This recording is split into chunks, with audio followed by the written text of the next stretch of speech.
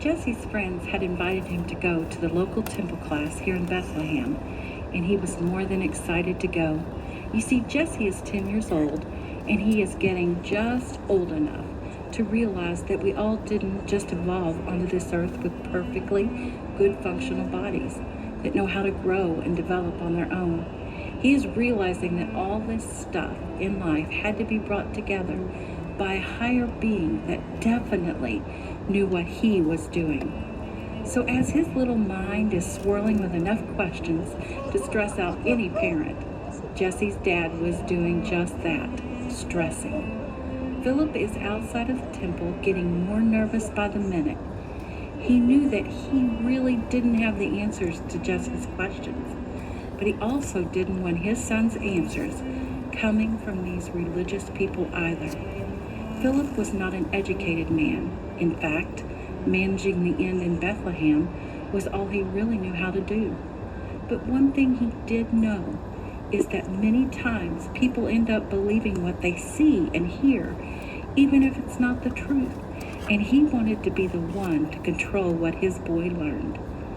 Philip himself had grown up in an atheist home, so he had heard an extreme amount of animosity towards God and was determined to pass that on to Jesse. Oh, I should have introduced myself. My name is Nancy, and I'm your narrator for tonight. You won't see my face throughout this play, but my voice will be here to guide you and tell you extra details to make this story come alive to you. So let's get back to the story.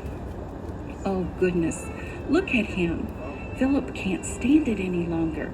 He's scared to death that his boy will discover some truth at this temple class, and it will end up making old dad look dumb. Jesse, come on, son. I don't have time to stand around while you sit and talk. There's real work to be done. Let's go. Dad, do I have to go? There's so much to learn. There really isn't much to learn in life, Jesse. All you need to know is how to work and earn money. And I believe you're going to need another lesson or two in that subject. Hey, did you know God created the world? This explains so much to me. Since now I know that an all-powerful God made all of this and made me, it explains why I've had this unexplainable interest in him. If he made me, he knows and understands me. See how that works, Dad? Isn't that amazing? I can see God in everything around me. Well, that would be amazing if it were true, but it's not. That kind of information won't help you when it's time to earn money to pay the bills. Get your head out of the clouds. Sometimes you have these questions in your heart you really need answered. These scriptures seem to provide those answers. One is God's answer for sin. God is sending a Messiah. Do you realize that people have talked for years and years about a coming Messiah, someone who would come to save the world? But Jesse, I'm telling you, it has not happened and is not going to happen. You know, Dad, I don't want to be disrespectful, but there is some information on the subject that I'd like to tell you. There have been prophets that have foretold about the coming Messiah, and their prophecies are coming true. It appears that it could be any time, so we really should be watching out for it.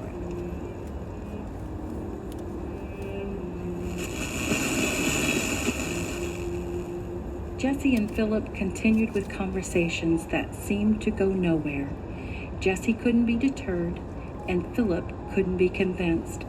They really did love each other, but the questions burning in Jesse's heart and the lack of answers in Philip's mind were definitely clashing as they turned to head back home to their inn.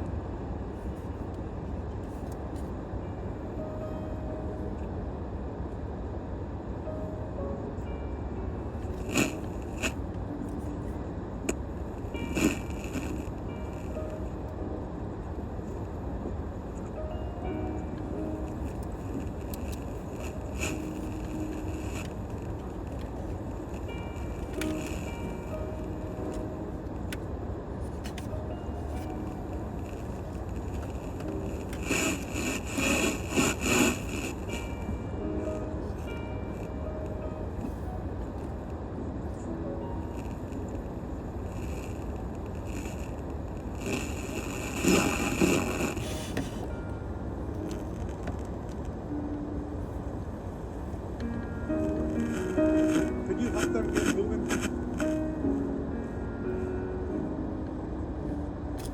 We're not playing follow the leader.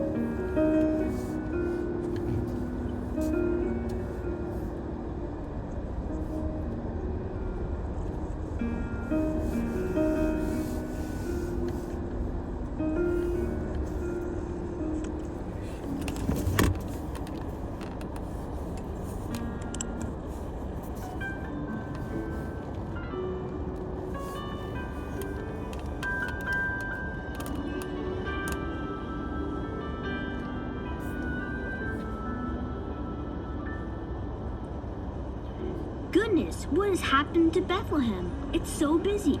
It's that stupid census. Everyone has to go to their own hometown to be counted. Who thought of that? Who cares how many of us there are and where we are from? Caesar does, I guess.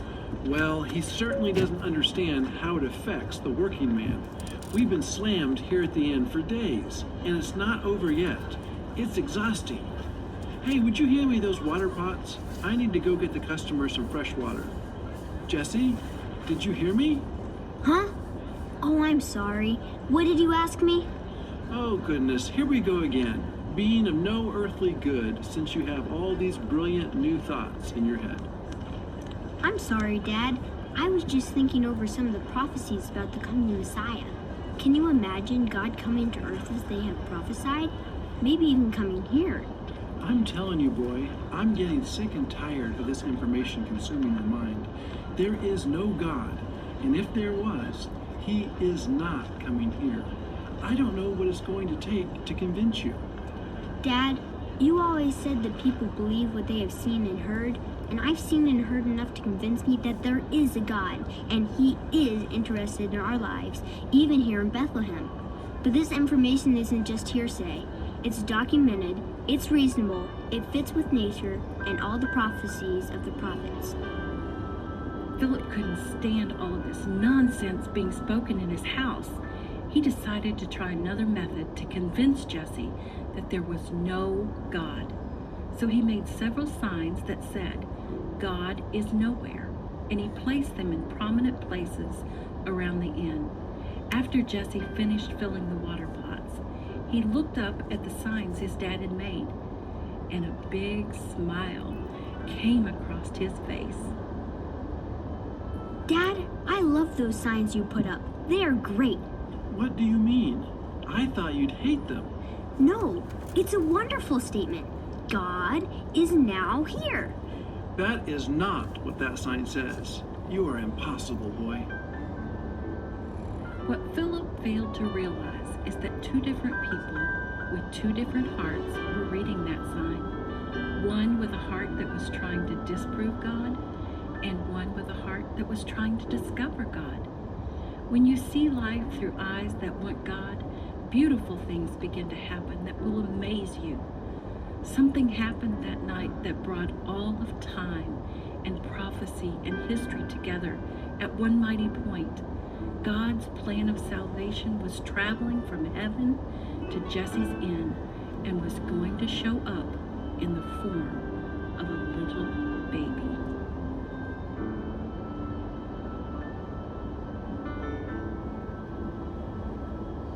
When I think of all he left and what he came to, I'm convinced that it's the greatest mystery. Just to think that heaven's king would leave it all behind for one like me.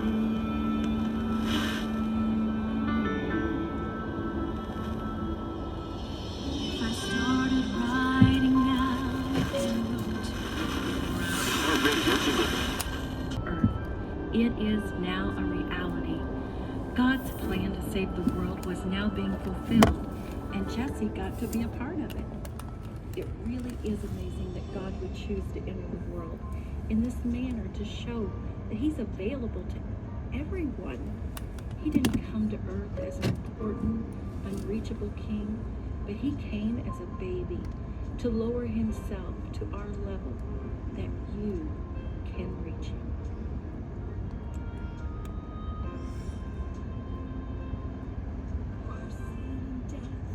He brought us life forever. For our broken lives, He brought us perfect peace. From the shackles and the chains, the King of Glory came to set us free. He set us free. Isn't it amazing that He come to where we are?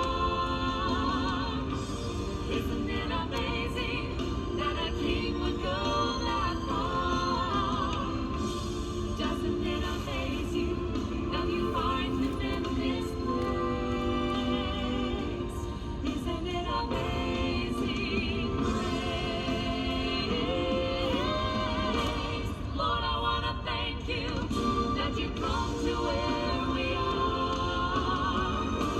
Lord, I want to thank You that a King would go that far. Lord, I want to thank You that we feel You in this place.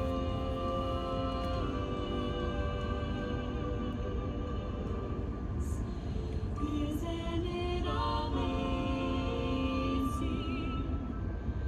grace?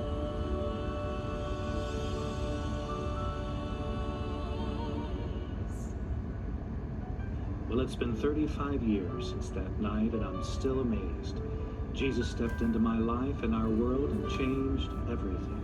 My questions had found answers that night in a God that came to my house. You may wonder whatever happened to my dad. Well, he came down to the end of life and was scared, had no hope, and had so much anger and bitterness toward life in general that we were all scared for him. But right at the end of his life, he finally believed, placed his faith in Jesus and asked Him to forgive his sins. And I could tell for sure that he had indeed forgiven my old bitter daddy of all his doubting, ugliness, and sins. Simply amazing. Maybe you know the rest of the story of Jesus' life here on earth. It was terrible, really. The one that I'd seen as a baby in a manger, crucified on a cross and buried in a tomb. All of this happened in my lifetime. It seemed, at that time, like my life was spiraling out of control. But God was still in control, because Jesus arose again from the grave and ascended back to heaven, where He is waiting to have a place in your heart. If you've not already, why don't you ask Jesus to forgive you and let Him change your life? And He will. Just like He did me and just like He did my daddy. Oh, isn't that amazing? Lord, I want to thank You that You come to where